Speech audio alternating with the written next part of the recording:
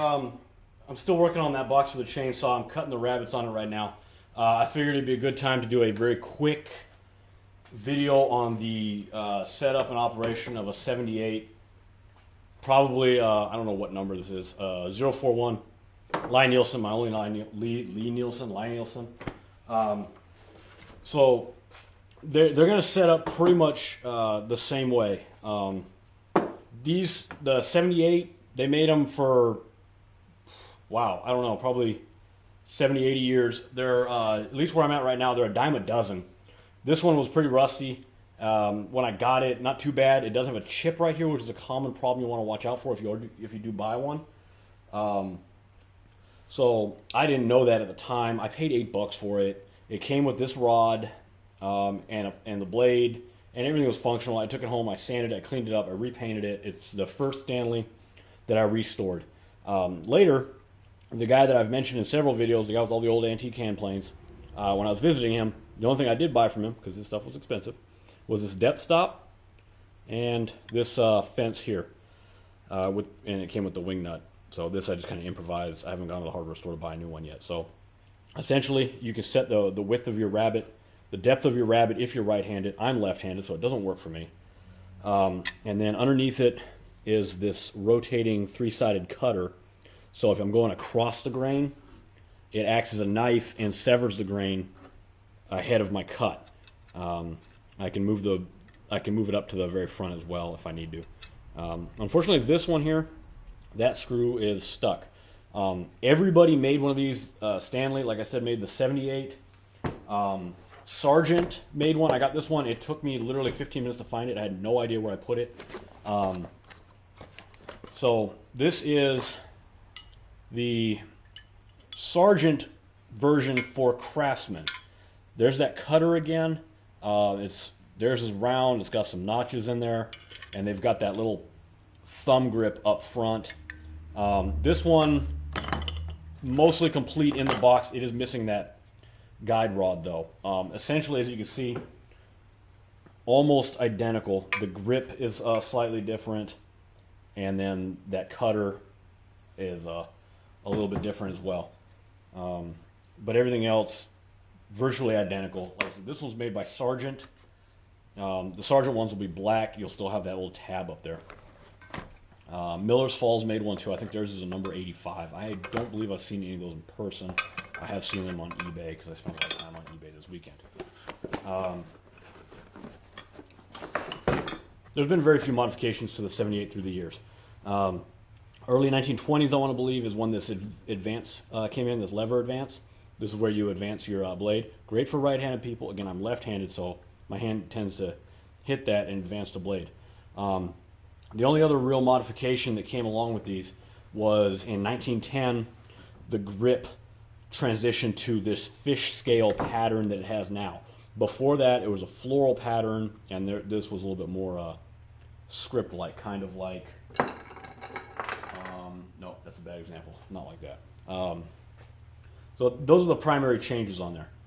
So the lever advance is one of the things that changed. Now the way you would set your blade, because this is kind of a primitive shoulder plane, you can set it on the side and you can cut vertically the same way you would with a modern shoulder plane like this. Okay, and the way you would do that is identical. So both of these are going to set the same way. You're going to lay it on something flat, preferably flatter than this. This is the only thing I got available right now that is quick. You're going to loosen the cap iron. You're going to lay it flat. You're going to press the blade down flat with it also. What that does is, with this Lie-Nielsen, the blade is slightly wider than the sole. So if I was to, I've zeroed the blade on this side, which means it's going to stick out on this side. So if I was to cut this way, the left side of the blade is going to cut into the left wall of my rabbet and lift up grain just like that. Okay, well, that lifted up the whole thing.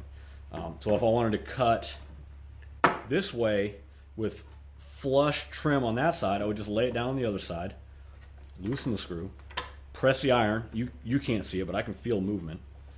make sure that the blade is flush on this side, which I can see is actually sticking out a little bit. Move it over just a little bit, and there's a nick in my blade. I've never seen that before. Okay.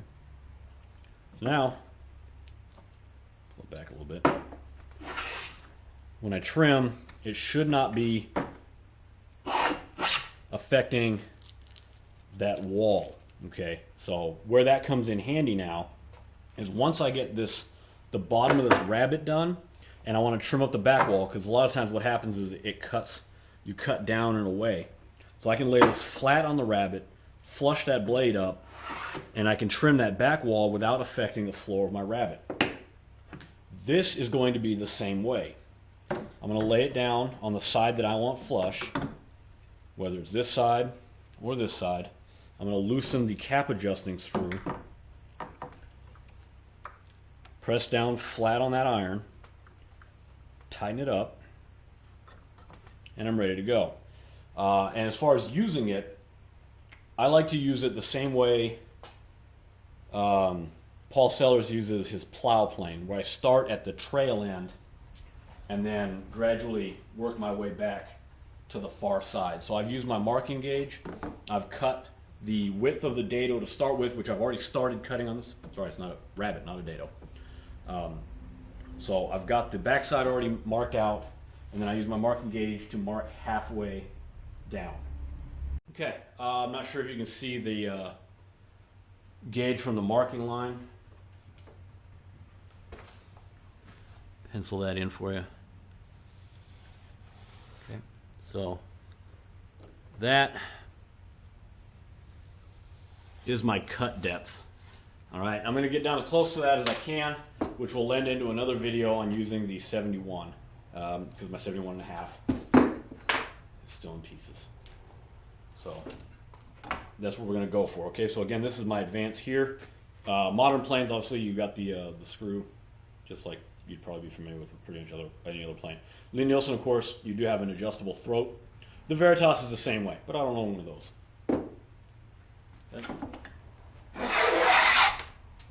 So I've got it set pretty heavy right now because I'm not looking for a fine finish. I'm just trying to get through.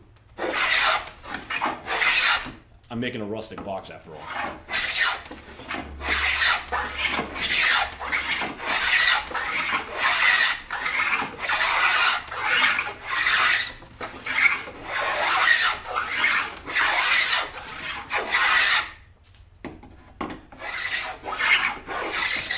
The trick is keeping it balanced on such a narrow platform. For some reason, since I sharpened this blade, it's been cutting with that slope that I talked about earlier, which is why I needed this. The first day that I was doing this, I didn't need this shoulder plane. So today, it's being a little bit difficult for me. So it could be the grain orientation, it could be something I'm completely overlooking that I haven't figured out yet. If you know, please comment.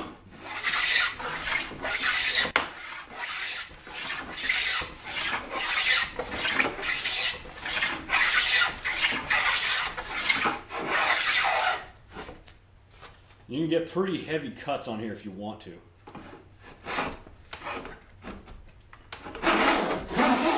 That's probably a little heavier than anybody would want to go. It just made chunks. Usually I can get a ribbon from the entire length of it. You gotta watch out for knots. Like I said, this is just pine from, I didn't say it in this video, I said it in a different video. This is just pine from a crate that I'm repurposing. So it's not quality stuff. I'm getting close to that line there. Okay, I'm going to trim this back because it's getting a little out of hand. This is where the shoulder plane comes in. Okay, set it up flush for that side. And I'm just going to come in, resting it flat on here. Turn it up a little bit.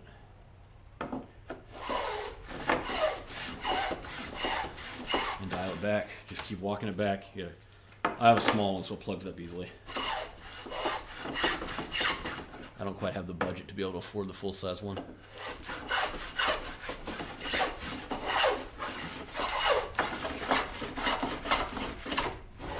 Alright, and I'm just squaring this up to my marking line. If you don't have a marking gauge or a marking knife, you really need to either make one or get one. Paul Sellers has a good video on repurposing an old throwaway steak knife. It's perfect. That's all you need.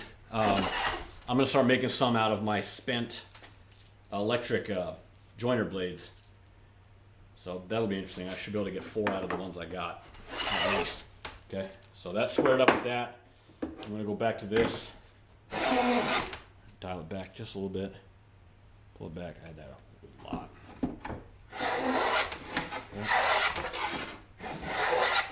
Okay. Make sure you keep it square. Like I said, it's just a balancing act. And then go a little bit further.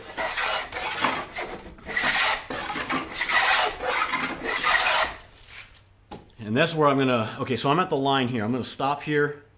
The line starts back here and it tapers off back to the original thickness.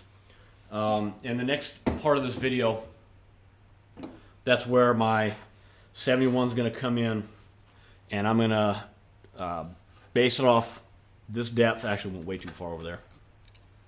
And then I'm just gonna come back and make sure that everything is perfectly even, because this is not going to give me the precision that I'm looking for otherwise. So that'll be it for now.